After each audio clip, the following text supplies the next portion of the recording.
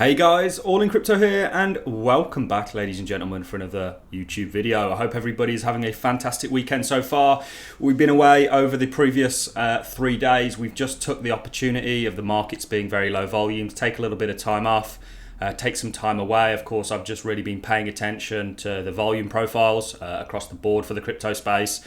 Today, guys, I'm going to be giving you a market overhaul because there's still a lot of panic out here. I'm going to be perhaps putting forward the argument that I don't think you have any reason to. I think the on-chain metrics, I think the crypto space as a whole, when you really look at it and take a step back and detach it from price, paint a very, very strong and vibrant picture. And ultimately, guys, I do believe that blockchain technology is going to play a crucial role in the future that we are moving towards. And some of these cryptocurrencies, like the stocks that came out of the dot-com boom, the internet essentially, are going to do very, very well in terms of monetary policy. You know, some of these cryptos, in the same way that Amazon, Microsoft, Apple, back in the kind of dot-com boom, went on and are now a staple in today's society. I think these cryptos are going to play out in a very similar way. We've compared the internet and the dawn of the internet and the dawn of blockchain. We think they are comparable in the sense that yes, they are different technologies, but they are both disruptive technologies, and there's a lot of similarities there. So what I'm going to do today, guys, we're going to look at a number of things.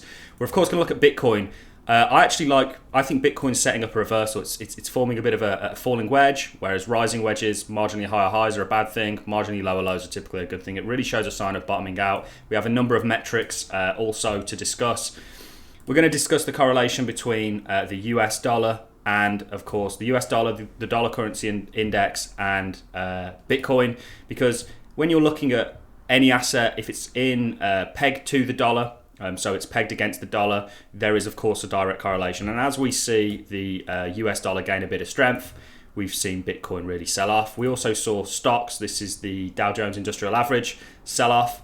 But of course in a lesser manner, and that's because crypto is still a very volatile asset due to its small market cap and the nature of emerging technology. We're also going to look at some on-chain metrics here, guys, because this paints the true picture. You know, I think the crypto space at $1.3 trillion, I think it's going to get to 10, one day $100 trillion in terms of market cap. I'm not saying that's going to be soon. That could be 5, 10, 15 years down the line. Really couldn't predict that. But ultimately, I think there is a lot of growth to come for the crypto space.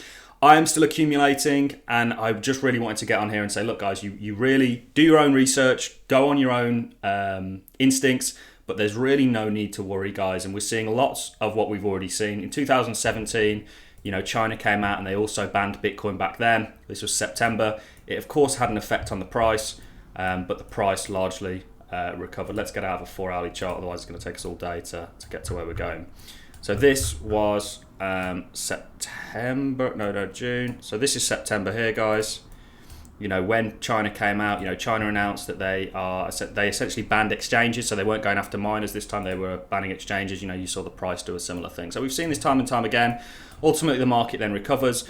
There is an absolute attack on Bitcoin right now, whether that's, you know, people going after exchanges like Binance, for example. Italy were very kind of hot on them, but Italy kind of said, look, if you pay us a figure, we'll forget about it. And you know, so it's all money driven, guys. There's people want a piece of the pie. Regulation actually is a good thing for the crypto space because it's going to allow that real adoption. That's coming. We're going to listen to something from Jerome Powell as well. Not Jerome Powell, sorry, Munich, Munchin, or whatever you want to call him, the former Fed chairman. On Bitcoin, he has a bit of a change in view and actually says, look, this is an asset. People can buy it if they want, you know, but it needs to be regulated. So we're going to cover a lot of things in this video. Let's start with where the market is today. It's at 1.3 essentially trillion dollars. Everything is still largely down, and you're just really going sideways, guys. You are forming a falling wedge, which is a good sign, because if you go back, falling wedges typically will break to the upside. Rising wedges typically break to the downside. You know, these are trend reversal patterns.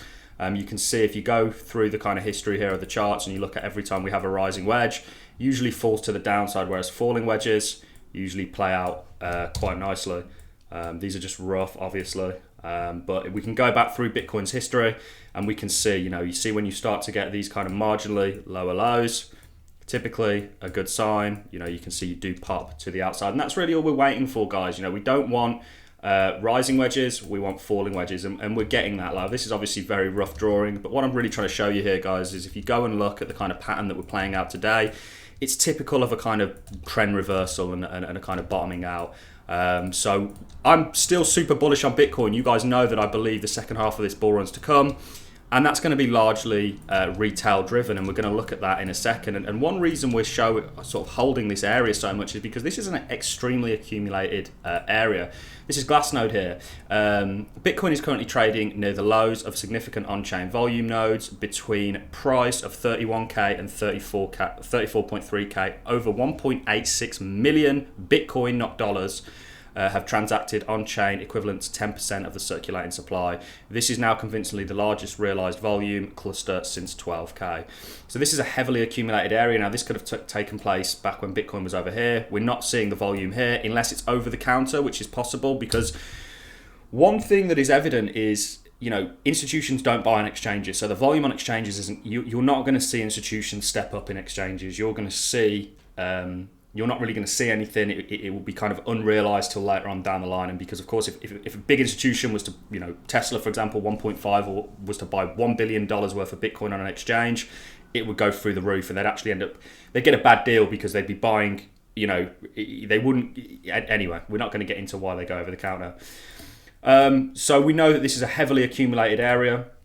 Glassnode's brilliant for information, guys. Investors aren't selling, they're simply just on holiday. Absolutely correct. You know, there's so much on-chain information, highly undervalued according to the stock-to-flow model, as the deflection ratio nears records low. There's so much on-chain information. We're going to listen to Munich Munchin, or whatever you want to call him, in a second. This is a video of Bitcoin miners literally. I would have bought those. I think there's a little bit of China. It just really goes to show the scale of the attack. Now the dollar. Let's talk about the dollar, because people are watching this. People are saying, "Look, you've got a double bottom here for the dollar." You could also say you've got a double top here, or a triple top perhaps. And to me, this looks like a downtrending chart. And ultimately, if you understand the fundamentals of the US dollar, it's going one way, guys, and that's down. It was Ludwig von Mises who said, you know, the government are the only people capable of taking a perfectly valuable commodity such as paper and making it worthless. And that statement still rings true today, just in a different form. The dollar is a perpetual short. It does not benefit you to hold the dollar unless a crash occurs where you can take advantage of the liquidity and you can actually buy up your asset at a cheaper price, but ultimately you're going back into that asset. The dollar is literally trash, and this is one reason why most of us are in Bitcoin. And ultimately, guys, you know, I do think you're at your halfway mark. I think this sell-off, when you kind of take out the margin, is largely similar to the sell-offs that we saw. People are calling for a bear market because in 2017 we didn't have a sell-off of this magnitude. We had 40% sell-offs, you know, we were an extra 15% over that, but that's really all down to leverage in the system that we didn't have in 2017. So I think we're still normal. And I actually think you're, you know, round about here. You had this sell-off here, round about the same time that we're going through now, and this was really just the kind of first half of that bull run back in 2017. So I think the same thing's happening. We're just accumulating. We're doing. Let's take a quick look at the 4 hourly, see if there's any kind of a different picture there. You can see you're just making marginally lower lows. You know, what happened to Grayscale, and we made a video saying, look, it's not really going to affect the price largely because this has happened time and time again. They had the big unlock where I can't remember how many Bitcoin was supposed to be getting sold, but a lot, and people were really worried about this and said, don't worry about this, because first of all, a lot of those people that are unlocking the Bitcoin probably aren't going to sell. You know, people like ARK Invest, Cathie Wood, etc., etc. It's not really much to worry about, and the good thing about that is that's exhausted then. You know, that sell pressure is exhausted at that point, to a degree anyway. So there's lots going on, and this is Willy Woo's brilliant on-chain, brilliant on-chain, off-chain, whatever, analyzer.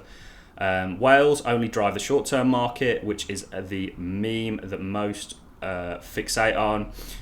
In the macro timescale, I refer to whales, dolphins, and sharks bootstrap the start of the bull market. Plebs, referring to me and you, by the way, he's kind of making a joke about how they look at us, the institutions, etc. Plebs drive the middle and end of the bull market, and that's what I believe is coming, guys. You know, you lots of Bitcoins being transferred from the whales, and this isn't to people like me and you, retail, that believe in this. We want a escape from the fiat currencies around the world that, you know, really just hold up dictatorships.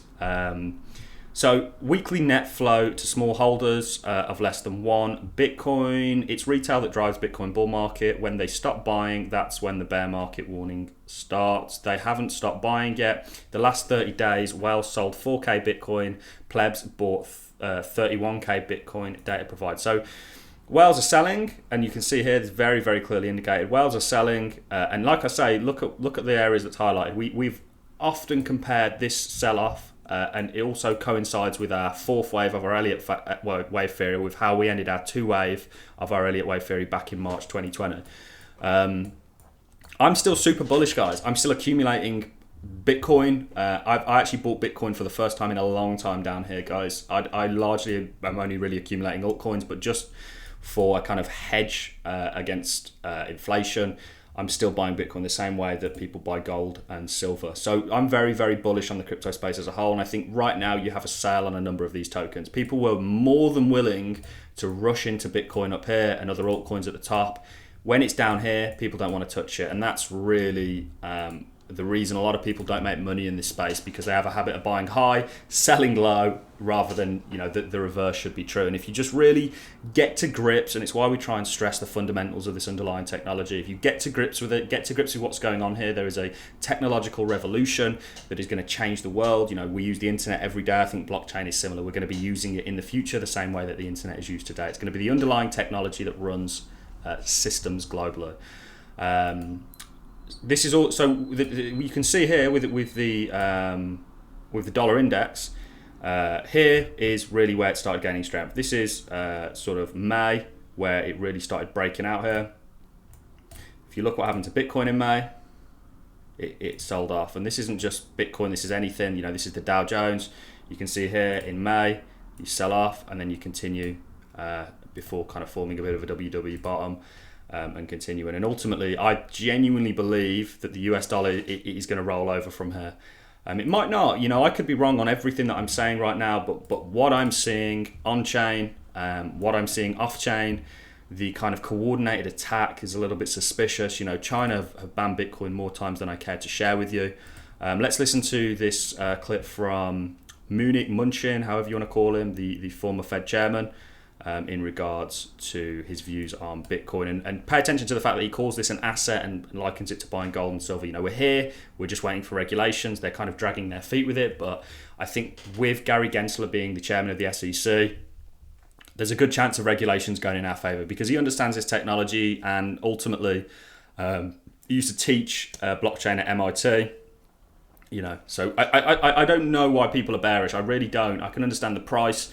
And that's the real factor here. People are looking at the price and they're going, oh no. But if you understand the same way that, you know, something like Amazon or Microsoft, when they sold off by 90% after the dot-com boom, you understood the underlying value of what was going on there, how they were going to revolutionize entire sectors and change the world, you would have saw that as a golden opportunity. And I think the same thing is at play today. Ransomware or money laundering notwithstanding, and you know, I don't know what Gary Gensler regulation actually looks like, but has your viewpoint on Bitcoin evolved at all, given when we had you on, I don't know, year and a half ago, and we're very almost dismissive? I mean, you've seen some of the giants in finance sort of come around after a while, some of the great traders, some of the great investors, a lot of companies. I mean, has it evolved at all, or you're still a no Bitcoin, never type of no inherent value kind of guy? Well, I think my view has evolved a little bit, but it is pretty consistent, which the first part of it is, I think the underlying technology of blockchain is really incredible and has lots of different things, particularly in fintech and finance. I think as it relates to Bitcoin, if people want to buy Bitcoin as a substitute, no different than buying gold or some other asset, it's fine. I don't personally want to have it in my portfolio, but if people want to do, I think that's perfectly fine. But I do think it's very important that this is an asset that has complete BSA and regulatory compliance. And matter of fact, under the OCC last year, we approved that banks could custodian And the reason we did that is because we wanted to make sure that this was becoming in the regulated world. So my real focus is people want to buy it, that's fine. Some people will think it'll go up, some people will think go down, but it should be in the regulated world and it should be fully BSA compliant. Well, it sounds like you're still. So he's kind of saying, look, it's an asset. We allowed banks to custody it, and the reason is because if people want it, we'll allow them to have it. We just need to make sure that it's regulated. And I can understand that. Crypto can only get so far living in this unregulated realm. Regulations need to come in for mainstream adoption to happen. Simple as that. You've still got a lot of institutions out there, and we can see that with why they choose Grayscale's fund is because they don't want to directly own Bitcoin, because the regulatory uncertainty, not just with Bitcoin, with a number of other cryptos, etc., is too much of a risk for them right now. And when this is cleared, you're really going to see a lot of adoption coming. And ultimately, the purpose of this video, guys, was to tell you that there is lots going on. The price is really irrelevant when you look at where this technology is taking us. Remember that. That is all I have for you in this video, guys. If you've enjoyed the content, a like is always appreciated. So is a comment. I'm going to love and leave you on that note. Enjoy your weekend, and I will see you all on the next YouTube video. Thanks a lot for watching, guys.